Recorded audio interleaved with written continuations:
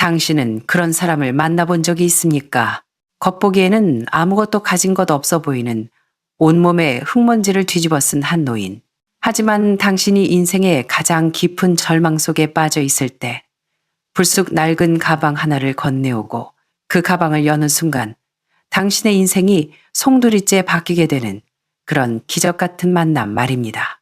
현실에서 우리는 종종 착한 마음씨 때문에 바보 같다는 비웃음을 사기도 합니다. 끝이 보이지 않는 캄캄한 터널 속에서 이를 악물고 버티면서도 과연 내일은 올 것인지 불안해하기도 하죠. 남을 돕는다고 복이 오는 줄 알아?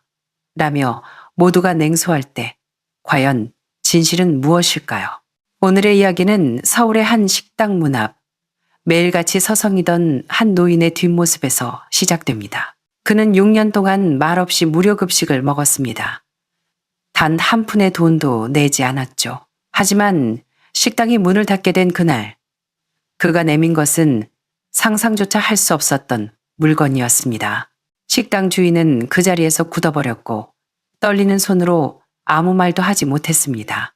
이것은 6년에 걸친 은혜와 신뢰, 그리고 침묵 속에 피어난 감동적인 인간 승리의 드라마입니다.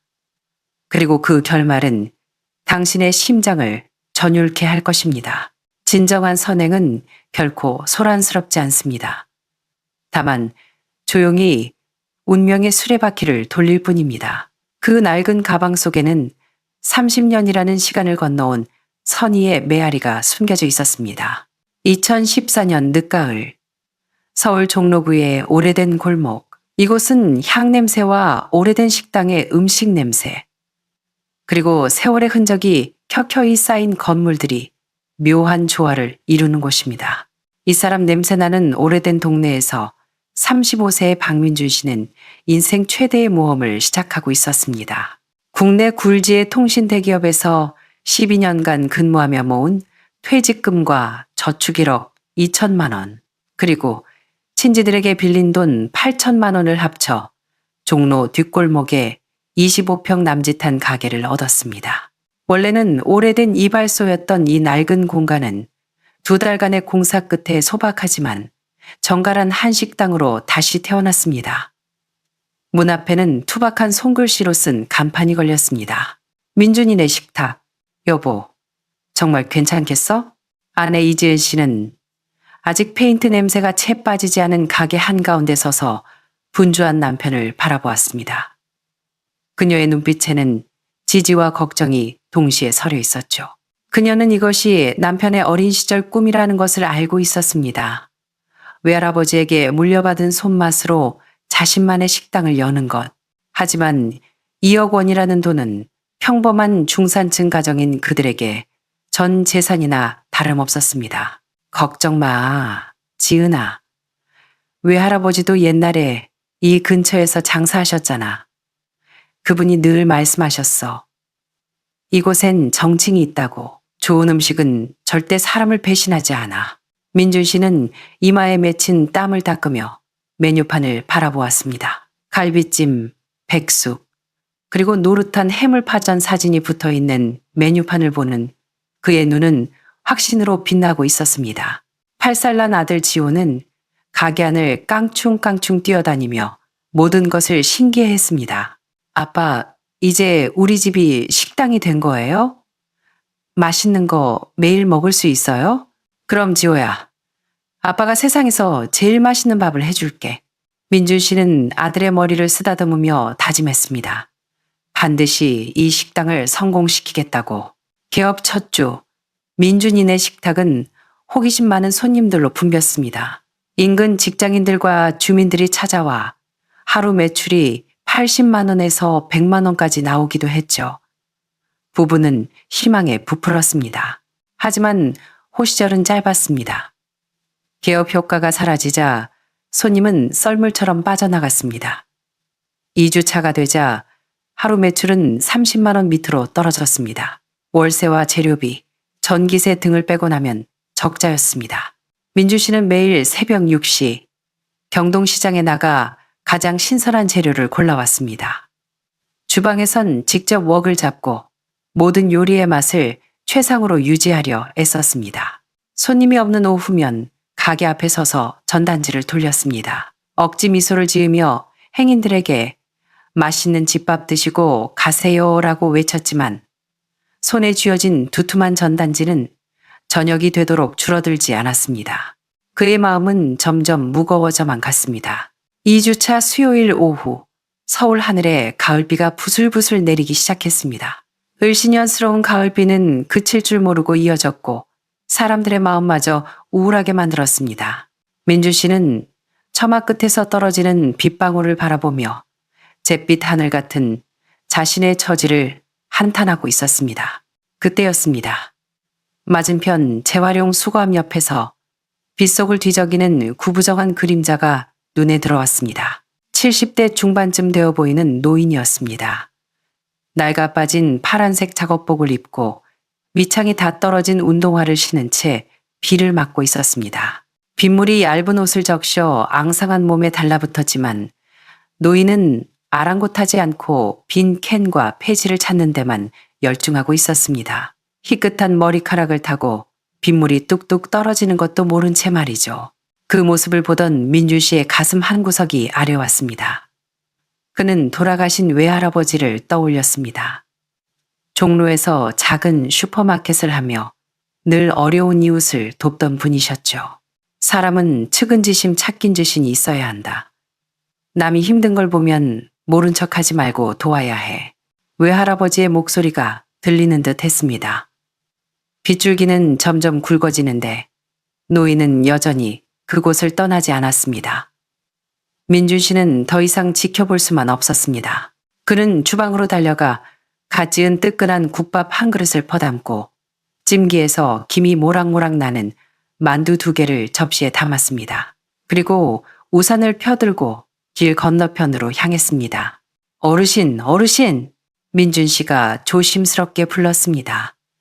고개를 든 노인의 얼굴은 주름투성이었지만 눈빛만은 맑았습니다. 그는 손에 찌그러진 캔을 쥔 채 경계심 어린 눈으로 민준 씨를 바라보았습니다. 비가 이렇게 많이 오는데 저희 가게에 들어가서 따뜻한 국물이라도 좀 드시면서 몸 좀 녹이세요. 민준 씨는 진심을 담아 국밥과 만두를 내밀었습니다. 노인은 민준 씨와 김이 오르는 국밥을 번갈아 보더니 고개를 저었습니다. 고맙지만 됐네, 젊은 양반. 남한테 패 끼치고 싶지 않아. 패라니요? 아닙니다. 저기 앞 식당 주인인데요. 비 맞으시는 게 너무 안쓰러워서 그래요. 이 국밥 어차피 놔두면 식어서 버려야 해요. 버리느니 어르신이 드셔주시면 제가 더 고맙죠. 민준 씨는 끈질기게 권했습니다. 우산 끝을 타고 흐른 빗물이 그의 어깨를 적셨습니다. 노인은 민준 씨의 진심에 마음이 움직였는지 잠시 망설이다 국밥 그릇을 받아들었습니다. 그럼 고맙게 먹겠네. 가게 안으로 들어오셔서 편하게 드세요. 비도 많이 오는데. 민준 씨가 부축하려 하자 노인은 손사래를 쳤습니다. 아니야, 아니야. 난 여기가 편해. 여기서 먹겠네. 노인은 고집스럽게 처마 밑에 서서 국밥을 먹기 시작했습니다. 뜨거운 국물을 한 숟가락씩 떠넘기는 그 모습은 마치 세상에서 가장 귀한 음식을 대하는 듯 조심스럽고 소중해 보였습니다. 민준 씨는 옆에서 우산을 받쳐들고 노인이 식사를 마칠 때까지 기다렸습니다. 노인은 국물 한 방울 남기지 않고 그릇을 싹 비웠고 만두로 그릇 바닥까지 닦아 먹었습니다. 정말 고맙네, 젊은이. 노인은 빈 그릇을 돌려주며 허리를 깊이 숙여 인사했습니다. 착한 사람은 복을 받는 법이지. 부처님이 대개 장사가 잘 되게 도와주실 거야. 민준 씨는 그릇을 받아들며 미소 지었습니다. 별거 아닙니다. 건강 잘 챙기세요. 나중에 시간 되시면 또 들러주시고요. 노인은 다시 한번 꾸벅 인사를 하고는 빈 캔이 가득 담긴 큰 자루를 끌고 빗줄기 속으로 골목의 어둠 속으로 천천히 사라졌습니다. 민준 씨는 그 뒷모습을 보며 말로 표현할 수 없는 따뜻함을 느꼈습니다. 비록 오늘도 매상은 형편없었지만 누군가에게 따뜻한 밥 한 끼를 대접했다는 사실이 돈을 버는 것보다 더 큰 충만감을 주었습니다. 가게로 돌아오자 아내 지은 씨가 젖은 남편을 보며 걱정스럽게 물었습니다. 왜 이렇게 다 젖었어? 별거 아니야. 밖에 계신 어르신 좀 도와드리고 왔어. 민준 씨가 자초지종을 설명하자 지은 씨는 타박 대신 묵묵히 마른 수건을 건넸습니다. 그녀는 알고 있었습니다. 남편이 원래 마음이 약하고 남돕기를 좋아하는 사람이라는 것을, 그것이 그녀가 그를 사랑하게 된 이유이기도 했으니까요. 그날 이후 매주 수요일이면 그 노인은 어김없이 식당 근처에 나타났습니다. 처음에는 가게 안으로 들어오기를 꺼려하며 멀리서 지켜보기만 했습니다. 마치 무언가를 기다리는 사람처럼요. 민준 씨는 그를 볼 때마다 밖으로 나가 식사를 권했고 서서히 두 사람 사이에는 무언의 신뢰가 쌓여갔습니다. 3개월이 지나서야 노인은 비로소 민준이네 식탁 안으로 발을 들였습니다. 그는 항상 가장 구석진 자리를 골라 앉아 고개를 숙인 채 빠르게 밥을 먹었습니다.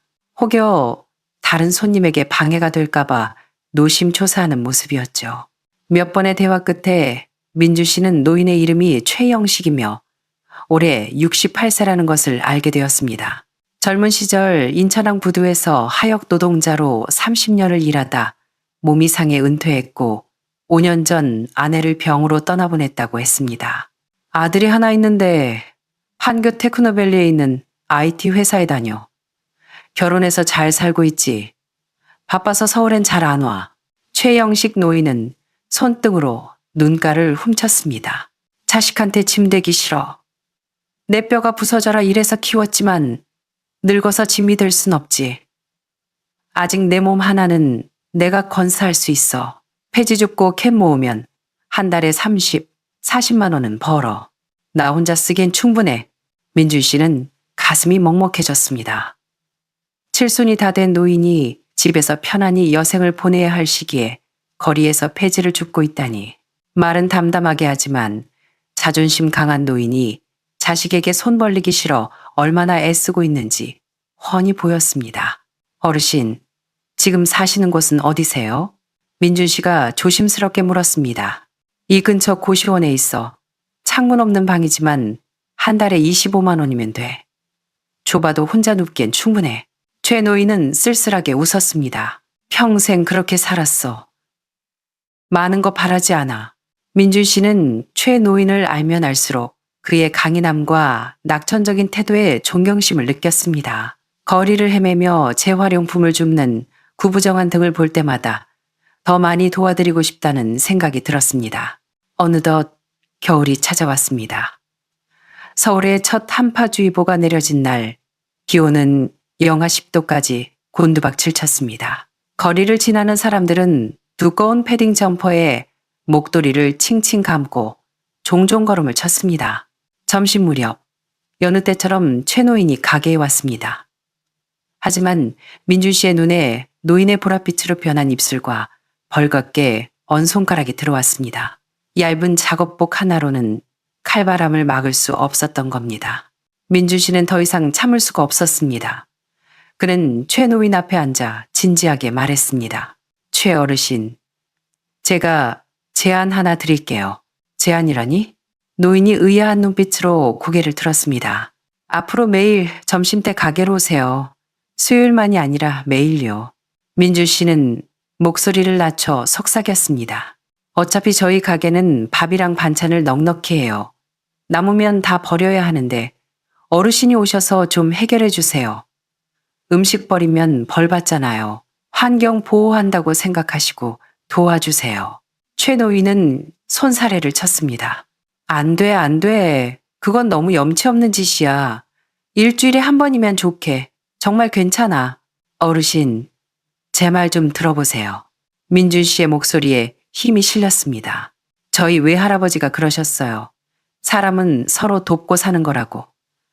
어르신은 저희 잔반 처리 도와주시고 저희는 따뜻한 밥 드리고 이게 상부상조죠. 솔직히 말씀드리면 추운 밖에서 어르신 떠시는 거 보면 저랑 집사람 마음이 너무 아파서 그래요. 옆에서 듣고 있던 지은 씨도 다가와 거들었습니다. 맞아요, 어르신. 저희 마음 편하게 해주신다 생각하고 와주세요. 그리고 우리 지호가 할아버지 옛날 이야기 듣는 거 얼마나 좋아하는지 아시잖아요. 최 노인은 부부의 진심 어린 눈빛을 보며 눈시울을 붉혔습니다. 한참을 침묵하던 그는 결국 고개를 끄덕였습니다. 그럼 염치불고하고 신세 좀 지겠네.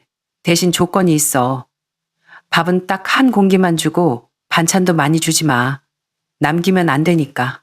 그날부터 최 노인은 매일 오전 11시 30분이면 어김없이 민준이네 식탁에 나타났습니다. 밥만 먹고 가는 게 아니었습니다. 식탁을 닦고 수저를 정리하고 마당을 쓸었습니다. 손님이 몰릴 때면 어서 오십시오. 이쪽으로 앉으세요. 하며 능숙하게 안내까지 했습니다. 최 노인은 밥알 하나도 남기지 않았습니다. 식사가 끝나면 그릇을 핥은 듯 깨끗이 비웠죠. 쌀 한 톨에 농부의 땀방울이 7개가 들어있다고 했어. 버리면 천벌받아. 그의 검소한 태도는 민준 씨 가족에게 깊은 울림을 주었습니다. 처음엔 지은 씨도 남루한 행색의 노인이 가게에 있으면 손님들이 싫어할까봐 걱정했지만 기우였습니다. 오히려 식당에 따뜻한 온기가 돌기 시작했습니다. 단골 손님들은 부지런한 노인을 알아보며 과일이나 간식을 챙겨주기도 했고 최 노인은 그걸 받아 다시 가게에 온 아이들에게 나눠주었습니다. 아들 지호는 학교가 끝나면 쪼르르 달려와 할아버지 무릎에 앉았습니다. 할아버지, 옛날 서울엔 진짜 전차가 다녔어요? 그럼 종로 한복판에 전차가 땡땡거리며 다녔지. 그때는 높은 빌딩도 없어서 남산이 어디서든 보였단다.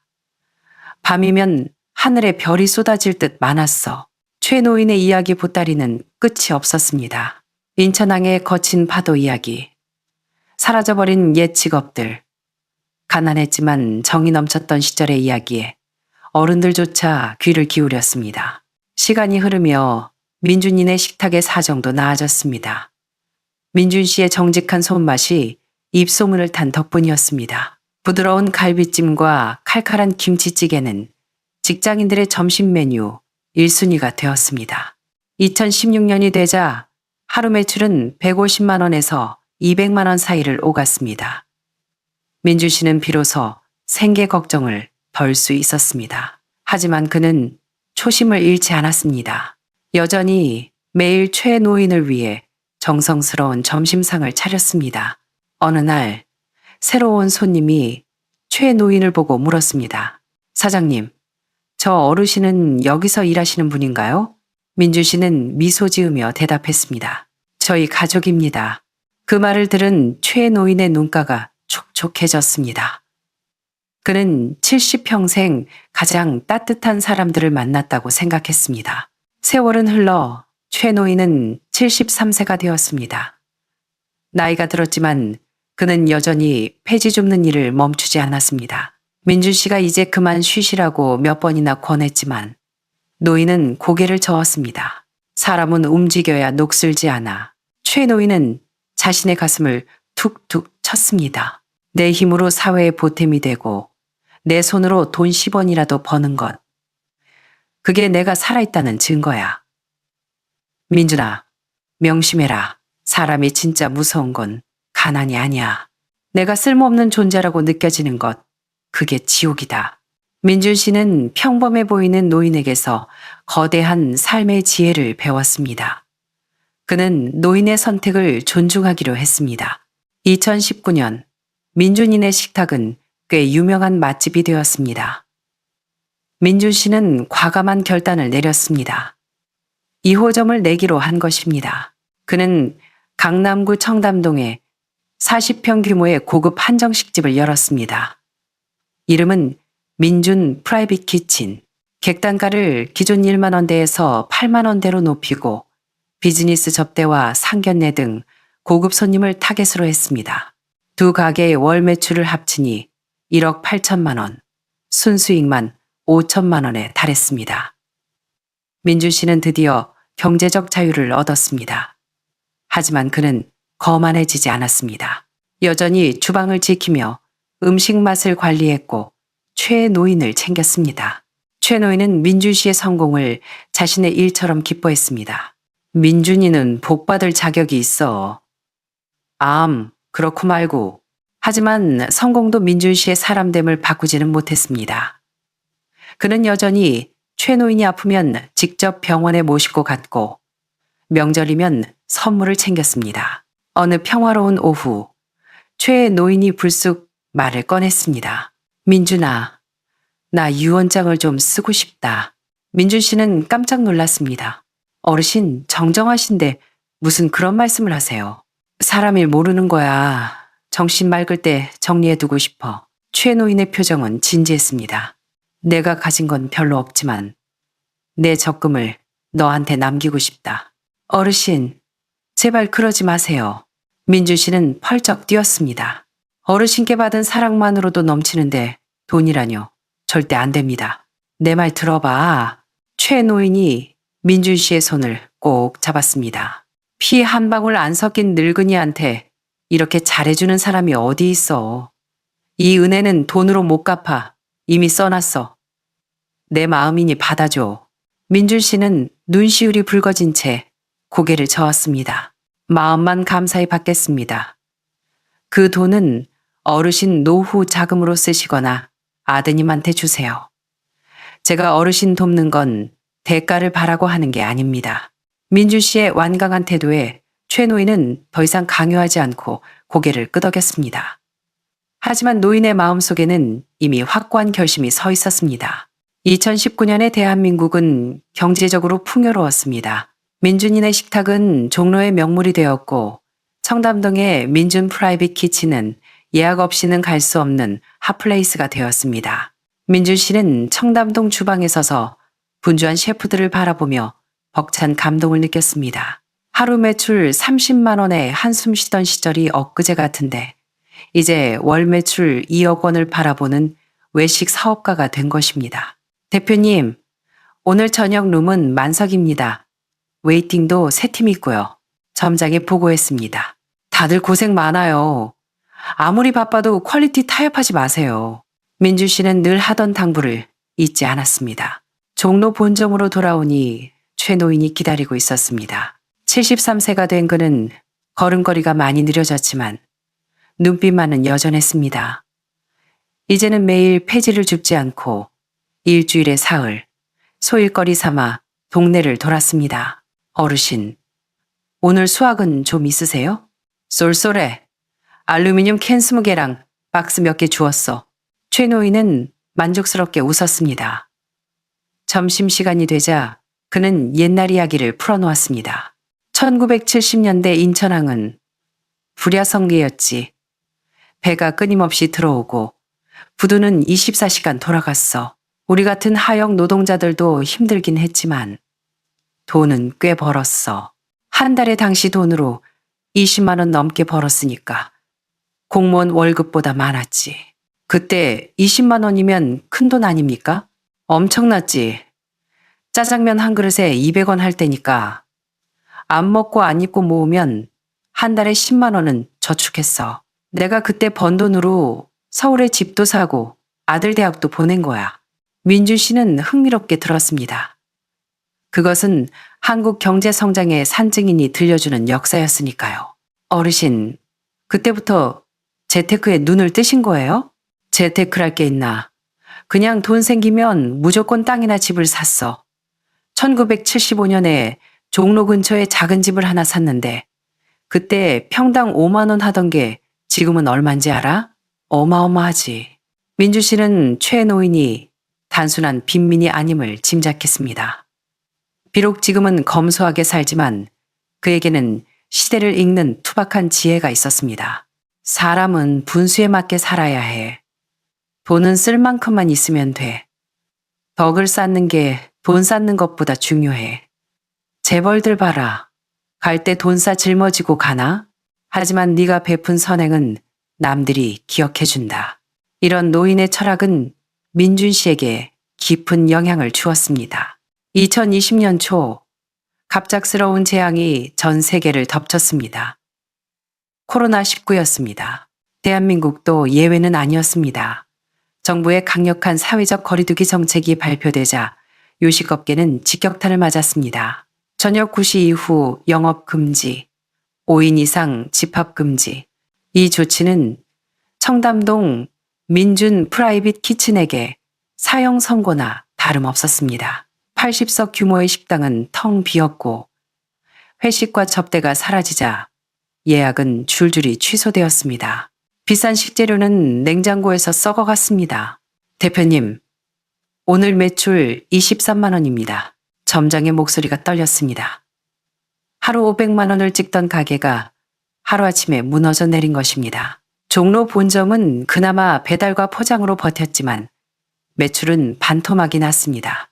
가장 큰 문제는 현금 흐름이었습니다. 두 가게의 임대료만 월 2,500만 원, 직원 월급 3천만 원, 재료비와 기타 비용을 합치면 고정 지출만 1억 원 가까이 되었습니다. 하지만 수입은 7천만 원도 되지 않았습니다. 매달 3천만 원씩 적자가 쌓여갔습니다. 게다가 청담점을 낼 때 빌린 대출금 2억 원의 이자도 갚아야 했습니다. 민준 씨는 텅 빈 가게에 앉아 계산기를 두드리며 식은땀을 흘렸습니다. 이대로라면 6개월도 버티지 못하고 파산할 게 뻔했습니다. 집에 돌아오니 아내 지은 씨가 조심스럽게 말을 꺼냈습니다. 여보, 정 안 되면 청담동 가게를 정리하자. 종로 가게라도 지켜야지. 알아. 나도 그러고 싶은데 청담동 인테리어랑 설비 투자한 게 1억이 넘잖아. 지금 폐업하면 권리금은커녕 철거비만 더 들어. 대출금은 또 어떡하고. 16살이 된 아들 지호가 다가와 말했습니다. 아빠, 저 학원 그만 다닐게요. 인강 들으면 돼요. 민주 씨는 가슴이 미어지는 것 같았습니다. 지호야, 네 공부 뒷바라지할 돈은 있어. 넌 신경 쓰지 마. 민준 씨는 불면증에 시달렸습니다. 새벽마다 깨어 천장을 바라보며 한숨 쉬는 날들이 이어졌습니다. 하지만 그런 와중에도 최 노인의 점심은 거르지 않았습니다. 어느 날 최 노인이 민준 씨의 어두운 얼굴을 살피며 물었습니다. 민준아, 많이 힘들지? 장사가 영 안 되는 모양이구나. 아닙니다, 어르신. 시기가 이러니 다들 힘들죠 뭐. 민준 씨는 애써 웃어 보였지만 산전수전 다 겪은 노인의 눈을 속일 수는 없었습니다. 민준아, 이것만 기억해라. 최 노인이 민준 씨의 손을 잡았습니다. 어둠은 잠시다. 착한 사람은 하늘이 돕는다. 네가 쌓은 덕이 어디 가겠냐. 어르신, 위로해 주셔서 감사합니다. 하지만 현실은 현실이네요. 월세, 월급, 이자, 착한 마음만으로는 해결이 안 돼요. 민준 씨는 쓴 웃음을 지었습니다. 두고 봐라. 행운은 가장 뜻밖의 순간에 찾아오는 법이야. 최 노인의 눈빛이 묘하게 빛났습니다. 7월이 되어도 상황은 나아지지 않았습니다. 민준 씨는 눈물을 머금고 직원 절반을 해고해야 했습니다. 개업 초기부터 함께한 주방 이모님을 보내드릴 때 민준 씨는 소리내어 울었습니다. 사장님, 상황 좋아지면 다시 불러줘요. 우리 사장님 좋은 사람인 거 아니까 원망 안 해요. 그 말이 오히려 가슴을 후벼 팠습니다. 9월 민준 씨는 한계에 봉착했습니다. 앞으로 2달, 그 안에 기적이 일어나지 않으면 모든 것이 끝날 상황이었습니다. 가을비가 추적추적 내리던 오후, 민준 씨는 종로 가게에 앉아 멍하니 밖을 바라보고 있었습니다. 6년 전 처음 최 노인을 만났던 그날처럼 비가 내리고 있었습니다. 이제 정말 끝인가? 어르신 점심도 더 이상 못 챙겨드리겠구나. 그때 최 노인이 가게로 들어왔습니다. 그는 민준 씨의 옆에 앉아 단도직입적으로 물었습니다. 민준아, 가게 접을 생각이냐? 민준 씨는 힘없이 고개를 끄덕였습니다. 네, 어르신, 죄송해요. 더 이상은 무리예요.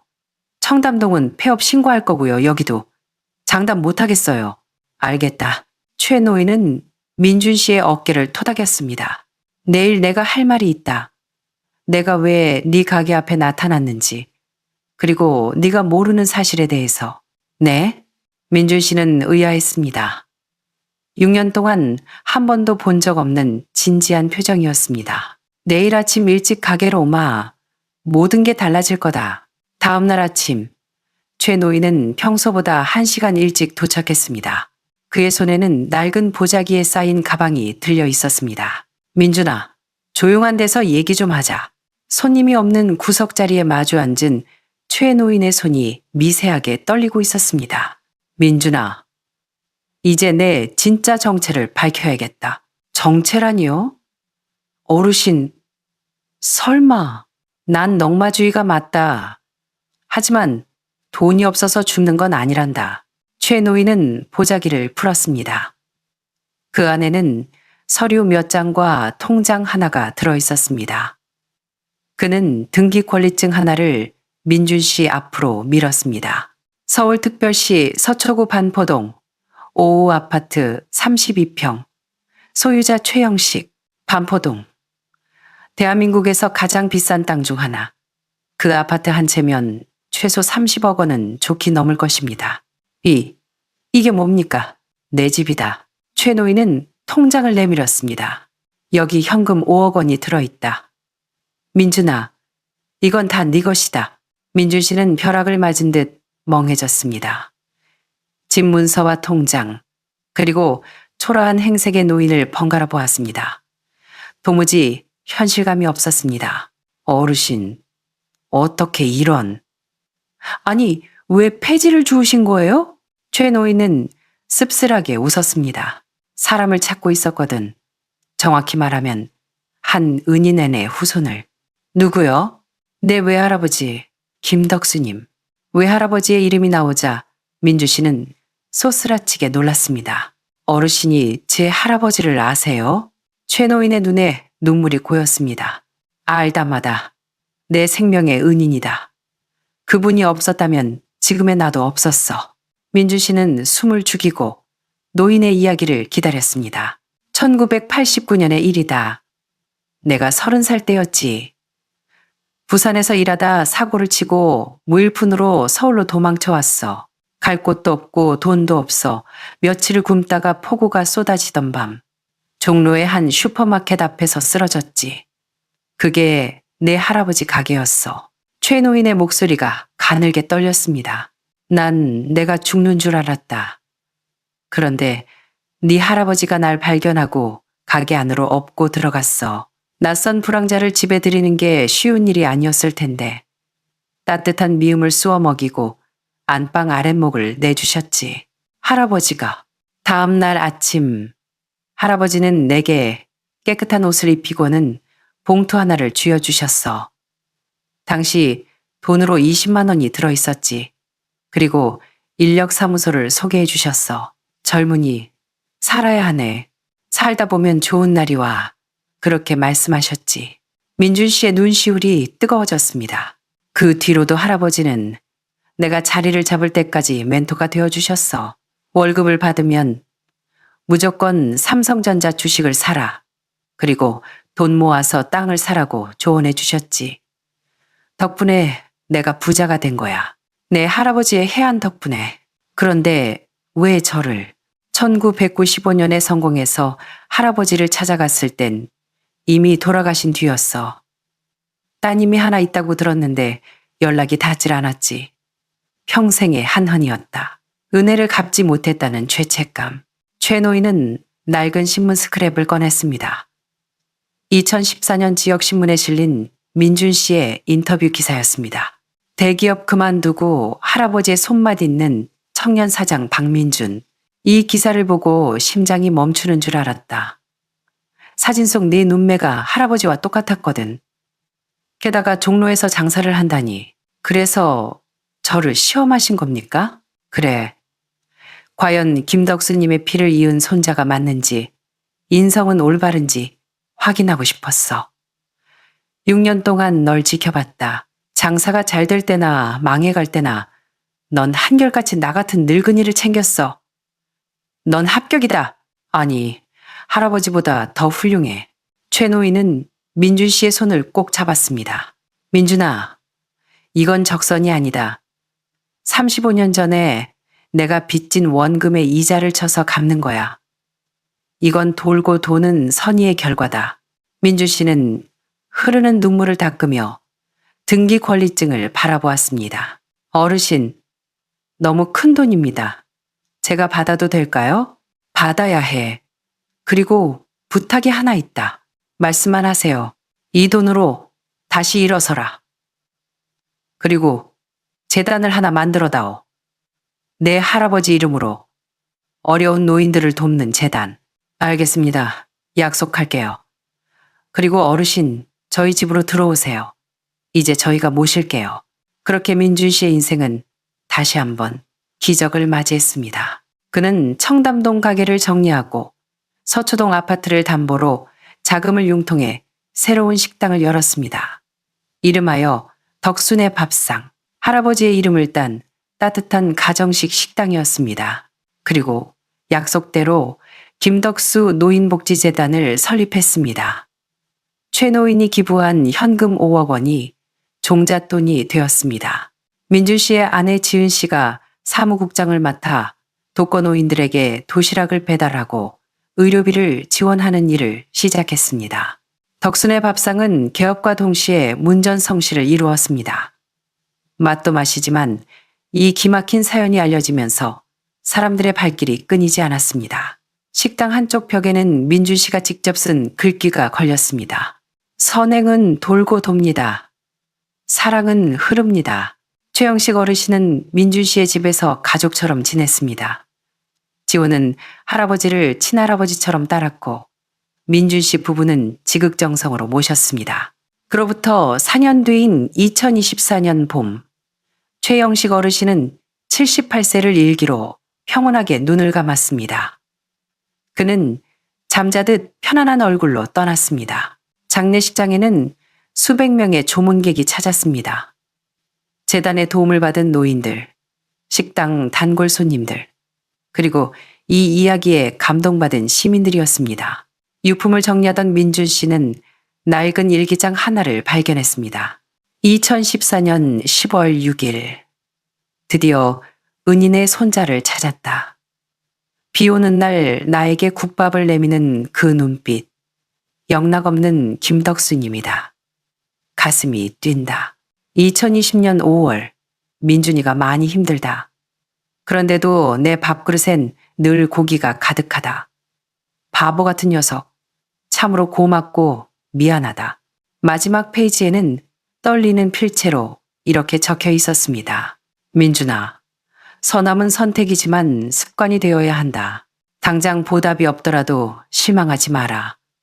언젠가 반드시 어떤 형태로든 내게 돌아올 것이다. 내 인생은 너희 가족 덕분에 외롭지 않았다. 고맙다. 민주 씨는 일기장을 가슴에 품고 오열했습니다. 지금 덕순의 밥상은 전국에 5개의 지점을 둔 착한 기업으로 성장했습니다.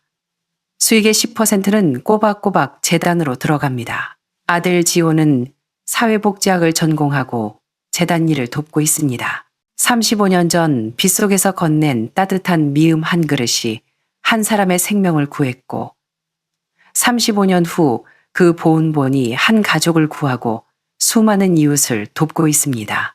여러분, 지금 힘드신가요? 혹시 당신의 선의가 이용만 당한다고 느껴지시나요? 하지만 기억하세요. 세상 어딘가에는 당신의 친절을 기억하고 언젠가 그 빚을 갚기 위해 기다리는 누군가가 있을지 모릅니다. 선행은 결코 사라지지 않습니다. 반드시 돌아옵니다. 오늘 여러분의 가슴을 울린 이 이야기 어떻게 보셨나요? 만약 여러분이 민준 씨였다면 파산 직전의 상황에서 낯선 노인을 6년이나 돌볼 수 있었을까요? 그리고 30년 전의 인연이 가져다 준 이 기적을 믿으시나요? 여러분의 생각과 경험을 댓글로 남겨주세요.